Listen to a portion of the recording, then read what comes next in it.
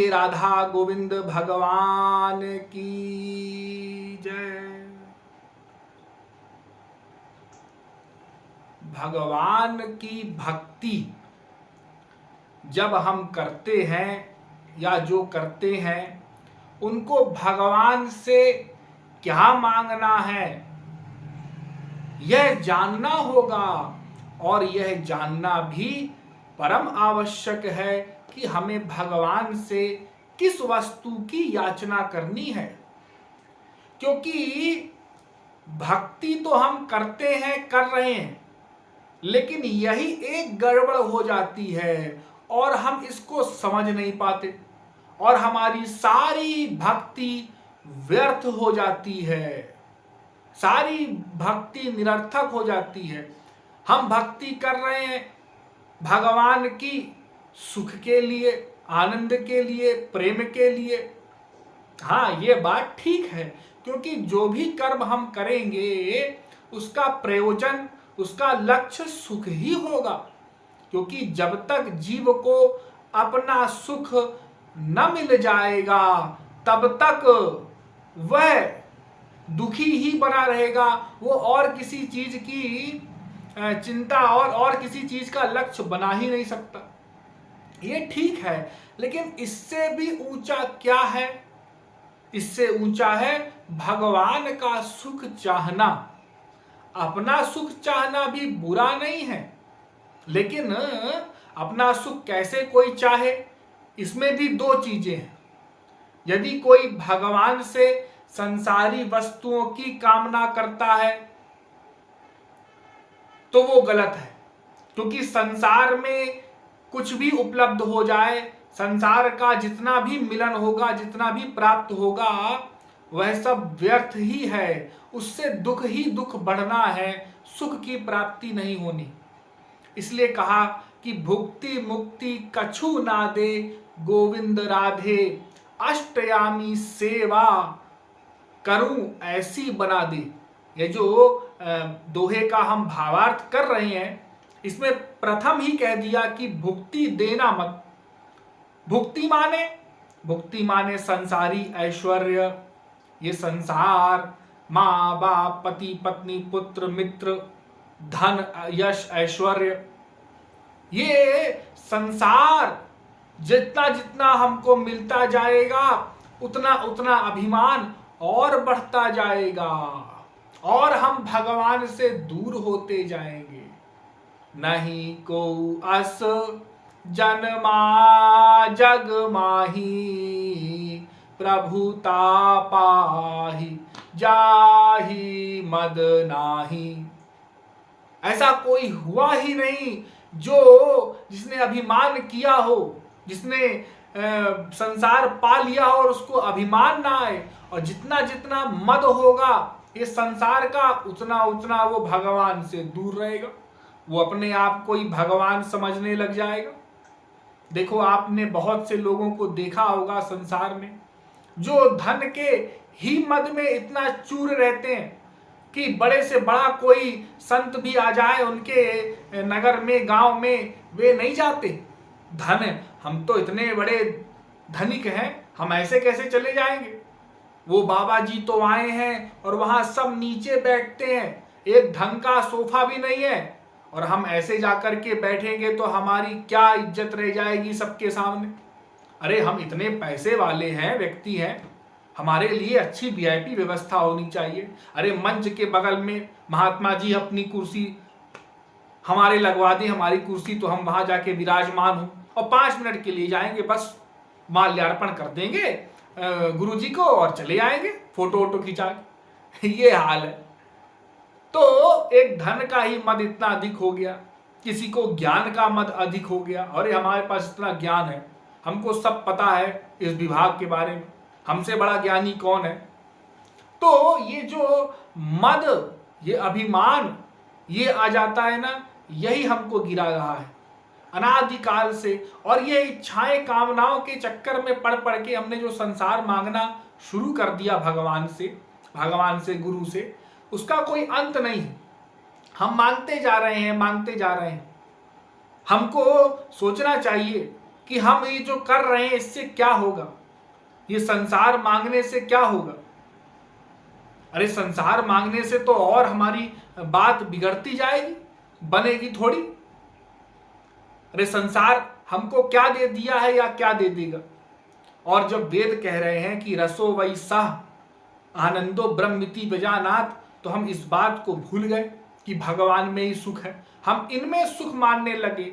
इस क्षणिक रसगुल्ला में सुख है, क्षणिक रसना का, उसको हम सुख मानने लग गए, उसकी कामना करने लग गए और भगवान को भूल गए। तो भुक्ति ने ही हमको भगवान से मिलने से रोका हुआ है। बड़े बड़े भक्त हुए, उन्होंने भक्ति की, लेकिन बाद में जब भगवान प्रकट हुए तो उन्होंने क्या मांगा, संसार। हमको अमुक अमुक राज्य दे दो, अमुक अमुक वस्तु हमको मिल जाए, हमको ये दे दो, वो दे दो। वो संसार मांगने लगे। तो संसार मांगते मांगते उनकी हानि हो गई। हाँ, उनकी जितनी भक्ति थी, साधना थी, सब व्यर्थ हो गई। तो ये भुक्ति की कामना हमको नहीं करना है, क्योंकि भुक्ति, ये जो संसार है, ये तो हमको अनादिकाल से मिला ही हुआ है, हर जन्म में मिलता है, अभी भी मिला है। तो इस संसार के मिलने से हमको सुख तो मिला नहीं, अभी भी हम अशांत हैं, अतृप्त हैं, अपूर्ण हैं। तो जब शांति हमको चाहिए तो भगवान के पास जाना होगा। तो भगवान से क्या मांगना है, भगवान। अच्छा, दूसरी बात इसमें गुरुदेव कह रहे हैं कि मुक्ति की भी मांग नहीं करनी है। मुक्ति की मांग, 5 प्रकार की मुक्तियां होती हैं, साष्टि, सामीप्य, सालोक्य, सारूप्य, सायुज्य, ये 5 प्रकार की मुक्तियां। इन 5 प्रकार की मुक्तियों का त्याग करना है। इन 5 प्रकार की मुक्तियों की मांग नहीं करनी है भगवान से, क्योंकि मुक्ति हो गई तो बस भगवान में लीन हो गए। फिर भगवान का जो सेवा का आनंद है, रस है, वो नहीं मिल पाएगा।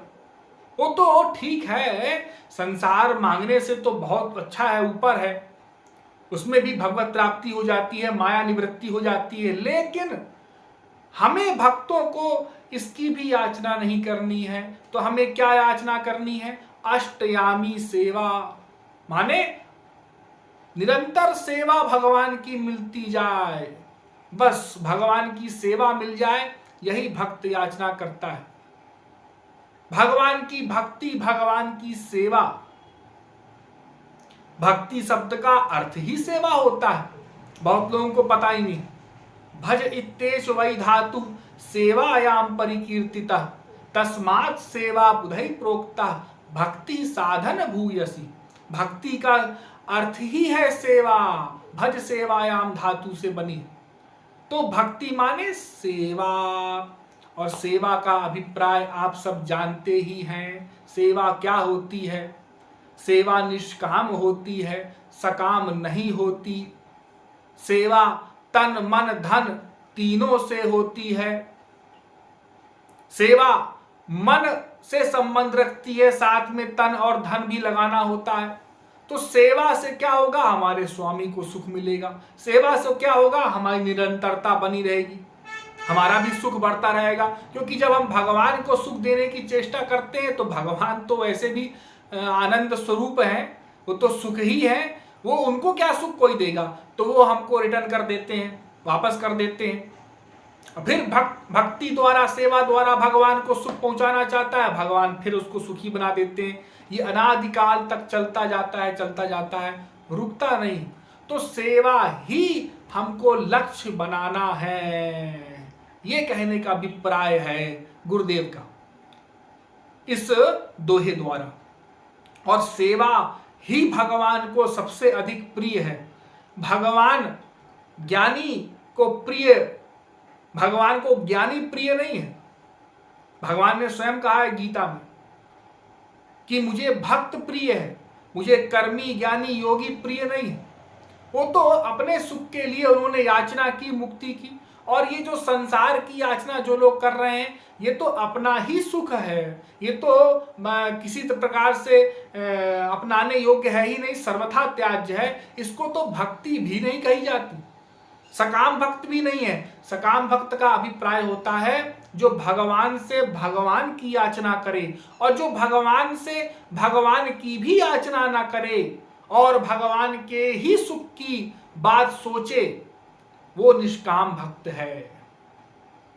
जैसे ब्रज गोपियां, जब ठाकुर जी ब्रज का त्याग करके और अक्रूर के बुलाने से और मथुरा चले गए, तो उसके पश्चात तो भगवान फिर ब्रज कभी आए नहीं। तो ब्रज गोपियों की भक्ति और सेवा क्या समाप्त हो गई? ना, उनकी सेवा, उनकी भक्ति, उनकी श्रद्धा, उनका प्रेम भगवान से निरंतर बढ़ता गया और जब भगवान का मिलन था उससे अधिक भगवान के वियोग में और गोपियों का प्रेम बढ़ा।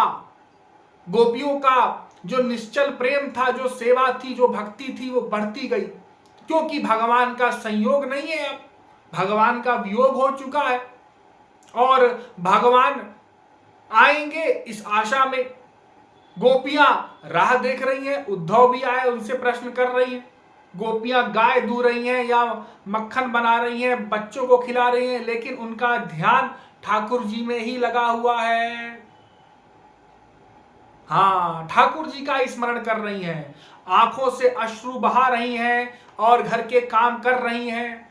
ऐसी थी भक्ति ब्रज गोपियों की, वो परम निष्काम भक्ति थी। ठाकुर जी उनके साथ नहीं है। देखो, किसी का प्रियतम चला जाए संसार में तो वो दूसरा बना लेती है। कब तक प्रतीक्षा करेगी? 6 महीना, साल भर, 2 साल, 5 साल, अरे वो तो हमको भूल गए। और आजकल तो कोई 6 महीना भी प्रतीक्षा नहीं करे, अरे वो तो हमारा फोन नहीं उठा रहे, उनसे तलाक, अब दूसरे से विवाह कर लेंगे, तुरंत हो जाता है ना आजकल। हाँ, तो इस प्रकार का प्रेम नहीं ब्रज गोपियों का। ब्रज गोपियों का प्रेम तो निरंतर बढ़ते जा रहा है, बढ़ते जा रहा है। ठाकुर जी चाहे आए चाहे ना आए, हमें कोई अभिप्राय नहीं।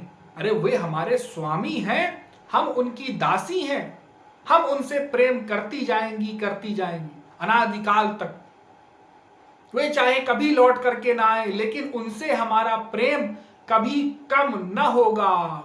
ये ब्रज गोपियों की भावना थी, ये उनकी भक्ति थी, इतना अगाध प्रेम था उनका ठाकुर जी के प्रति। तो ब्रज गोपियों का उदाहरण हमेशा मैं दिया करता हूं, हमारे गुरुदेव भी देते थे। तो ब्रज गोपियां परम निष्काम थी। ऐसी निष्कामता हमको भी लानी है, हमको भी यही लक्ष्य बनाना है। और जो द्वारिका की गोपियां थी, जो उनकी रानियां वगैरह, वे भी निष्काम थी, लेकिन निष्काम सकाम मिक्सचर था। देखो, उनको अपना सुख चाहिए, लेकिन कैसा? श्री कृष्ण संबंधी सुख। ध्यान देना इस बात पर, उनको संसार से सुख नहीं चाहिए, श्री कृष्ण संबंधी सुख चाहिए उनको। श्री कृष्ण का स्पर्श मिले, श्री कृष्ण का प्रेम मिले, श्री कृष्ण हमारे साथ रहें, उनकी सेवा मिले। हाँ, ऐसा सुख उनको चाहिए, ऐसा सुख उनको भगवान ने दिया।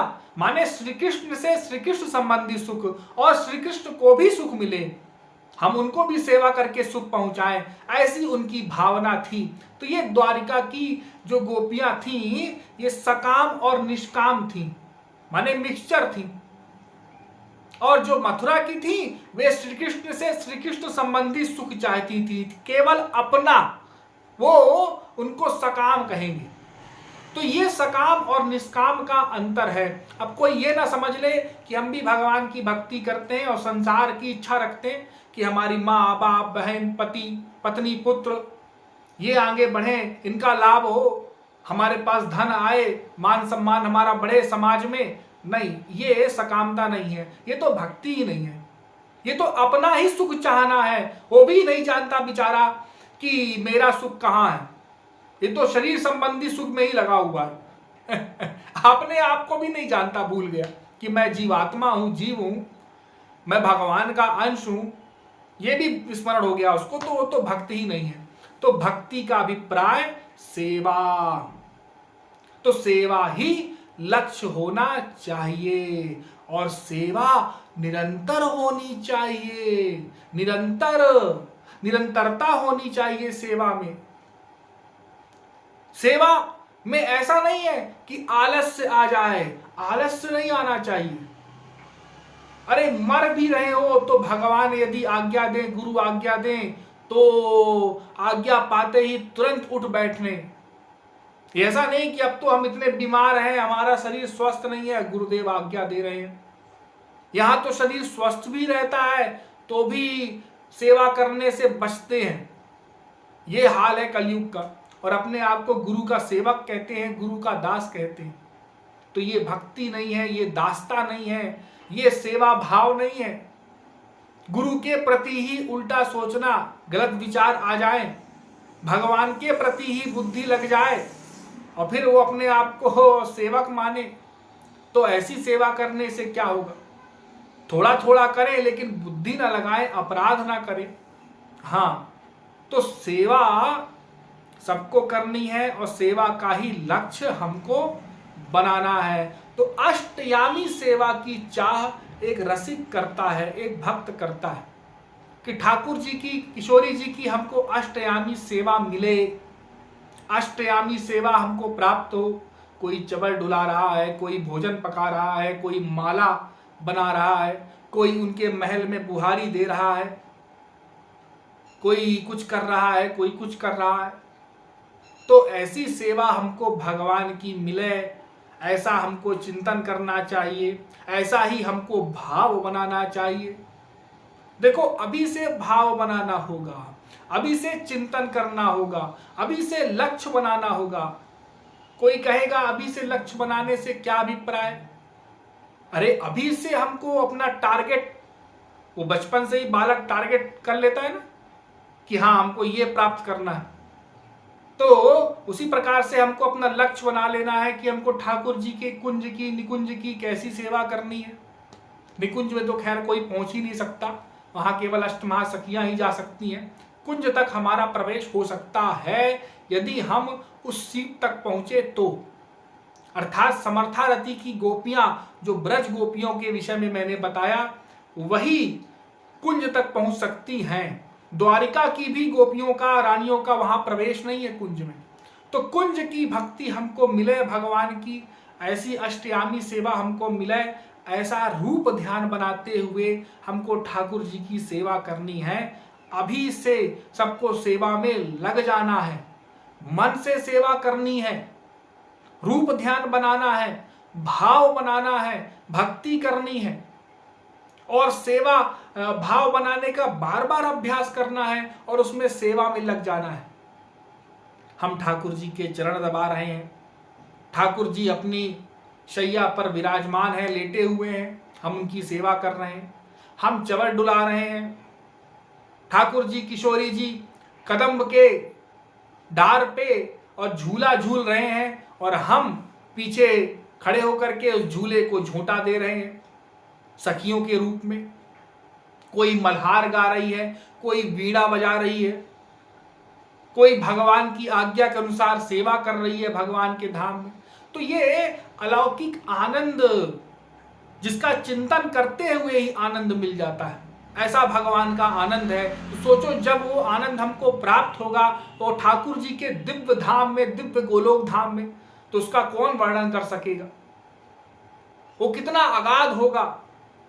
तो उस आनंद को प्राप्त करने के लिए लग जाओ और संसार की कामना को छोड़ करके भगवान की, गुरु की सेवा करो। यही इस दोहे से गुरुदेव का आशय है।